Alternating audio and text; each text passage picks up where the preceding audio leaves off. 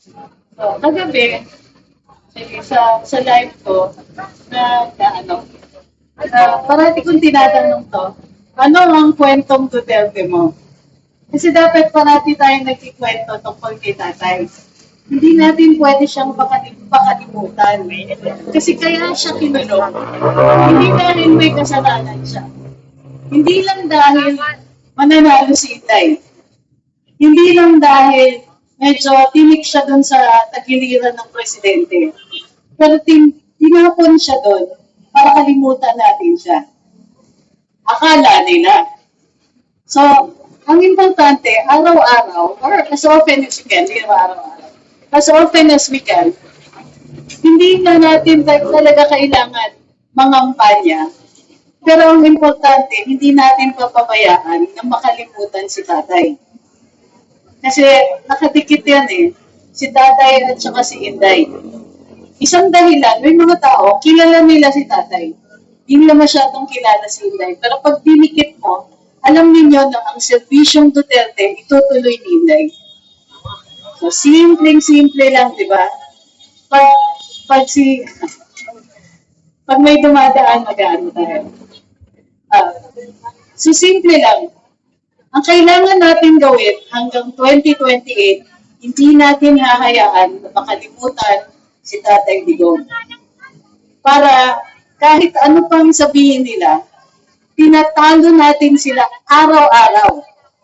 Every day na binabanggit natin yung pangalan ni Tatay, every day na may kwentong Duterte, every day pag sinasabi natin, Inday Sara 2028, natatalo sila. Kasi ang gusto nila kalimutan eh. Ang gusto nila i-impose yung kwento nila. Ang gusto nila yung kwento nila yung tungkol sa katiwalian, war on drugs, ganyan. Pero ang totoo niyan, inikwento nila yung mga mali na ganun para makalimutan natin yung pagkakamali at yung araw-araw na nabibigo ang administrasyon. Araw-araw. Ito ewan ko kung napansin ninyo. Since 2028, problema na natin ang pagkain. Problema na natin ang presyo ng pagkain. Alam ni BBM yan kasi bahagi ng kampanya niya noong 2021 and 2022. Anong ginawa niya nung presidente siya? Wala. Wala talaga. Naging kalihim pa siya ng agrikultura. Ayaw niyang banggitin yung problema ng tubig kasi masyado siya maraming kaibigan dun eh.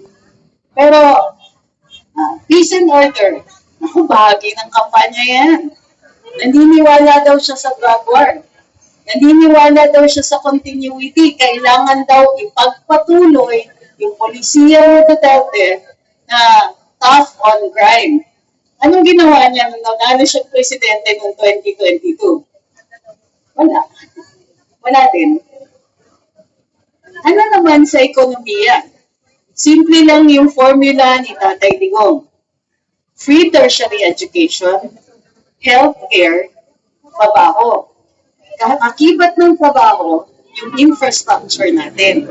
Kasi, maayos ang mga kalye, maayos yung mga bridges, maayos yung mga infrastructure ng internet natin, aasenso tayo lahat. So, simple lang ng formula niya. Ano nangyari noong 2022, naging presidente na si BBM? Wala. Yung totoo, wala. Alam niyo kung bakit? Kasi, ang una niyang ginawa, bumiyahe. Alam ko to kasi kasama ako. So, bumiyahe siya, supposedly para maghikayat ng mga foreign direct investments. Ano nangyari? After naghikayat siya ng foreign direct investments, halos isang taon siyang tuloy-tuloy, biyahe siya ng biyahe. Ano ang resulta ng paghihikayat niya ng foreign direct investments? Wala. So, 2024, masaya to. 2024, anong ginawa ni BBM? Namigay siya ng ayuda to his cousin, Martin Romualdez. Ang ayuda na ibinigay more than 800 billion. Yung 800 billion na yun, hindi yan pumunta sa healthcare. Hindi yan pumunta sa tuition. Hindi yan pumunta sa infra. Hindi yan pumunta sa pag-aangat sa atin sa kahirapan. Hindi. Pinamigay nila 2024 kasi akala nila mananalo sila sa 2025.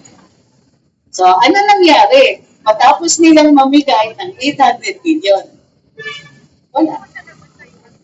So, ito na administrasyon. Nauubos yung hininga natin kaka-enumerate kung ano-ano yung mga ginagawa. So, nung nagla-live ako, ano yung kwentong Duterte ninyo? Aba, mauubos ka. Kasi, normally, yung mga magkikwentong Duterte, yung mga personal na kilala niya. Sino naman? Yung mga to, dami dito, mga personal na kakilala ni PRT. Pero, ang pinakamagagandang mga kwento, yung mga taong never siya na-meet personally. O kung na-meet man, yung sandaling-sandali lang. So, ang mga kwento, ito, nakagraduate yung anak ko ng free tertiary, hindi sa akin to. Ito yung kwento ng mga tao sa library. Nakagraduate, yung isang follower ko, nakagraduate ang anak niya, free tertiary education. Nagbago yung buhay ng pamilya nila, umangat sa kahirapan. Yung isa, kapatid niya, adik dati, naging presidente si Duterte, wala pang ginagawa, pumasok sa rehab sa tindi ng takot. Maganda na ang buhay, may pamilya, may trabaho, wala na ang droga. Kwento naman ng iba, kapitbahay, nalulong sa droga, kinakawawa yung mga anak, ano nangyari? Rehab, tapos na.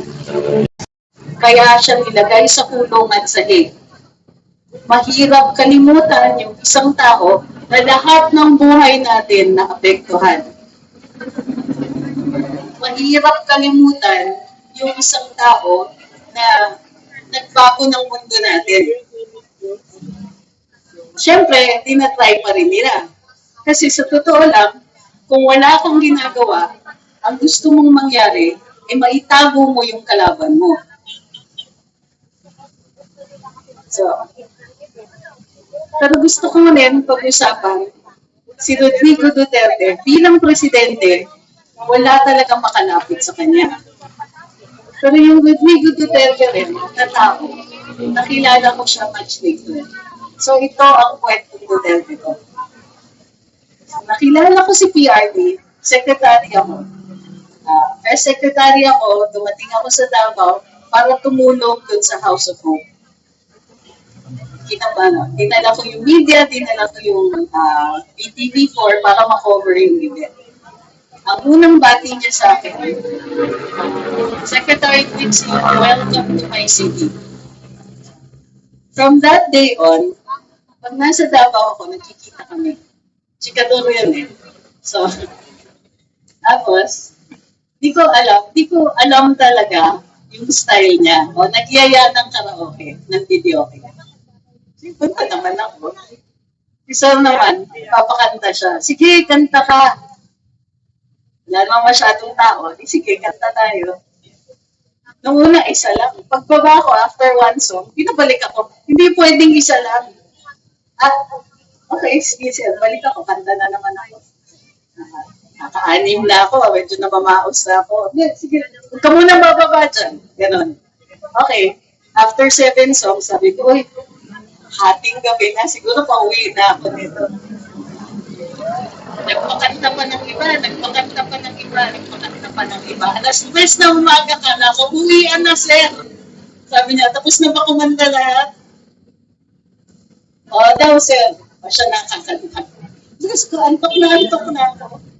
Yung pala, pagkakanta si sir, para siyang nag-a-album launching.